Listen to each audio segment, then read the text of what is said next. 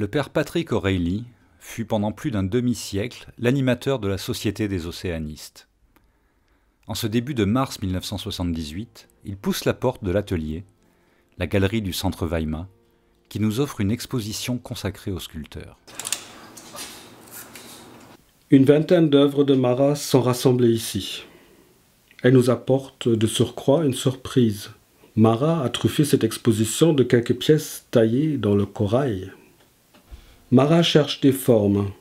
Au cours de ses errances dans la nature, longtemps il examine les formes. Et je crois pour lui, longtemps signifie plus que quelques minutes. Des heures, de longues heures, il s'agit là d'une sorte de contemplation méditative. Un vocabulaire mystique vient presque spontanément sous la plume quand on parle de l'art de Marat.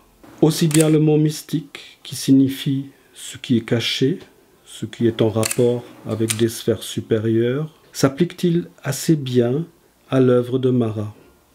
Le départ de son œuvre ne lui est-il pas en partie fourni par les insondables richesses d'une nature protéiforme dont il recherche à reconnaître les aspects fortuits, à capter des accidents auxquels son œil donne un sens, à en élaborer les ébauches et à transcrire tout cela par son ciseau et sa gouge.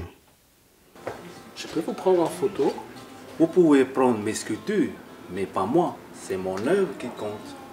Réaction assez inattendue, fort surprenante et rare de surcroît. Marat ne s'est pas encore dissocié de son œuvre pour se situer, s'intégrer en tant que personnage dans le monde extérieur dit artistique.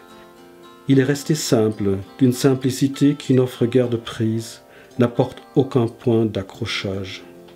De toute évidence, et en toute honnêteté, on ne juge pas un sculpteur qui travaille vite et avec une aisance à proprement parler déconcertante au vu de l'exposition éphémère de quelques pièces éparses.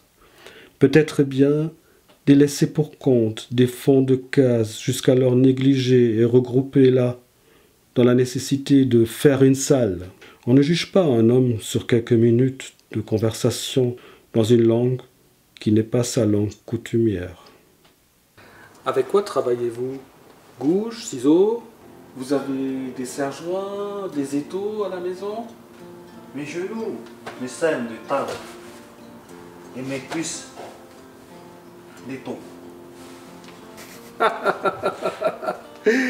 Et vous avez des livres à la maison? Vous vous êtes documenté? Vous aimez Rodin? Bien sûr que je connais Rodin. Je m'intéresse davantage aux légendes. À Moufenou, je trouve des formes qui me rappellent ces légendes pour les faire revivre. Pour les faire revivre?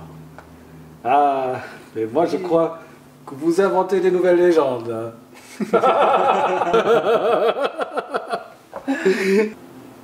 Super. J'aime votre art.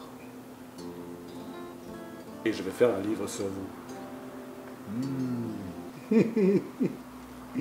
Ben, on a encore le livre ici. On a écrit sur l'histoire de mon père. Il l'a lu. Mais il y a une certaine partie dedans qu'il a rectifié. C'est pas tout à fait juste. Voilà.